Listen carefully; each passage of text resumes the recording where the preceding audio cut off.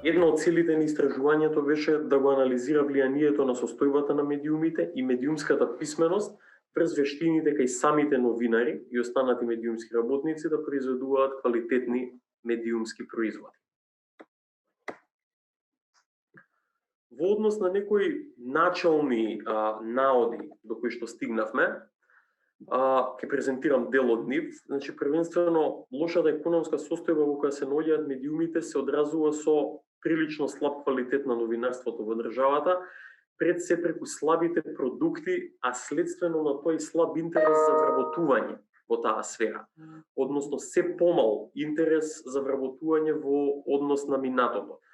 Понатаму, слабата финансиска состојба на медиумите ги прави медиумските работници лесно ранливи и подложни на директен или индиректен притисок.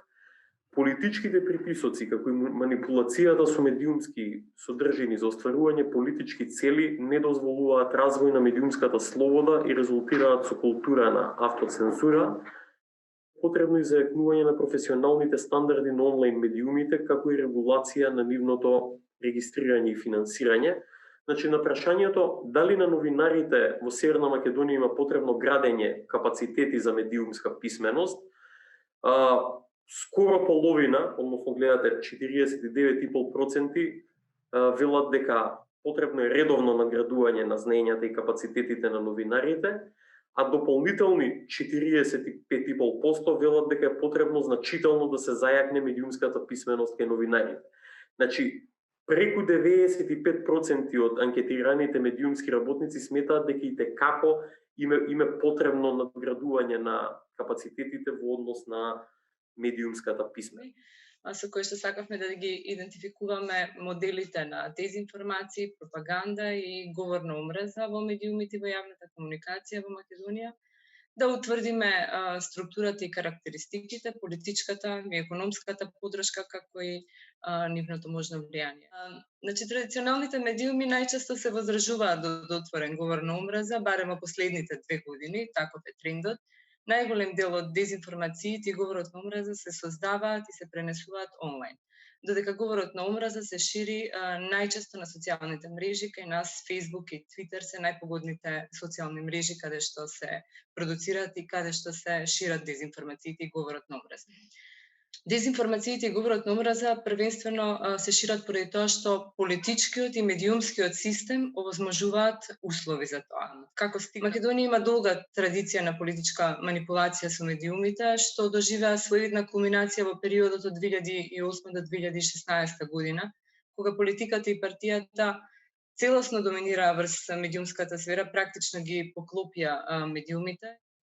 Јас ќе презентирам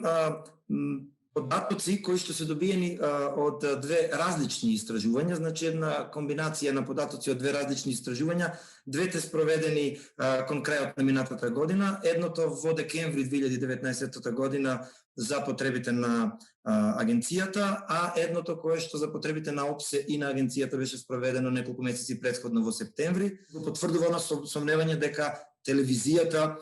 во последниот период и повеќе други истражувања тоа го покажуваат, дефинитивно не е најдоверливиот и најдоверливиот медиум за информирање, информативните портали и за телевизиите. Публиката забележува негативни содржини на социјалните мрежи, конструирани и лажни информации што намерно ги шират групи и поединци за политички и други цели. Публиката смета дека многу често 30% од публиката смета дека многу често ова се случува на социјалните мрежи и останува на крај како епилог да се запрашаме кои се стратегиите на проверка на вистинитоста на информациите кои што публиката ги добива, и тоа е во самиот корен на проблемот на медиумска писменост завлегува одговорот на ова прашање. На слайдот ќе видите дека кога забележуваат суштински разлики во информирањето на медиумите, луѓето во нашава земја најчесто ги проверуваат информациите низ разговори со блиски луѓе, со членови од семејството, пријатели или барат мислење од други луѓе. Дури 52% го користат овој метод на кларификација или како да го наречеме на проверка на вистинитоста на информациите. што исто така укажува за состојбите. Само мал процент, помалку 20%, самите истражуваат и прават споредби со информации од други релевантни извори. И исто така мал процент, 24%, ги споредуваат објавените прилози и прифаќаат дел од содржините, а отфрлаат дел од содржините, односно критички се однесуваат кон информациите што ги добиваат во медиумите. Ова истражување кое што е комплексно, не опфаќа само делови кои што се однесуваат на медиумската сфера, Цивил ги набљудува, мониторира, истражува односите и во изборната администрација, начинот на кој што се спроведуваат изборите на гласачките места и така натаму, но еден сегмент секако дека се посетува и на начинот на кој што се одвива изборната кампања во медиумите. Би сакал да ги нагласам заклучоците до кои што ние дојдовме преку оваа анализа, која што се потпира делумно на ова квалитативно истражување, односно следење на содржините од црната пропаганда, од изворите па се до финалниот, како да речеме, дисеминатор или сејач, па и реакциите на публиката, што се однесува до заклучоците, општа констатација дека подобрувањата во сферата на медиумските слободи и во некои аспекти на известувањето на влијателните медиуми, која што се констатира во овие неколку последни години, пред се преку отсуство на отворена тенденциозност и навивање на мејнстрим медиумите и во телевизиите, за жал не донесува значајно поместување во начинот на известување на изборите и дека е евидентна експлозија на содржини во кои доминираат пропагандата, дезинформациите, омразата, пред се во сферата на онлайн медиумите и на социјалните мрежи.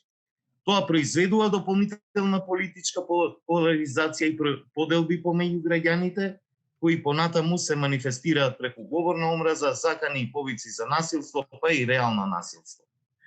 Уште позагрижувачко е што омразата од виртуелниот неретко се прелева и во вистинскиот свет и дека резултира со не така мал број на инциденти, директни закани со оружје, физички вандализам, физички напади и насилство, а да не зборуваме за повеќето случаи на жесток говор на омраза и кон учесниците во политичката трка, но и кон луѓе кои што воопшто не учествуваат на изборите.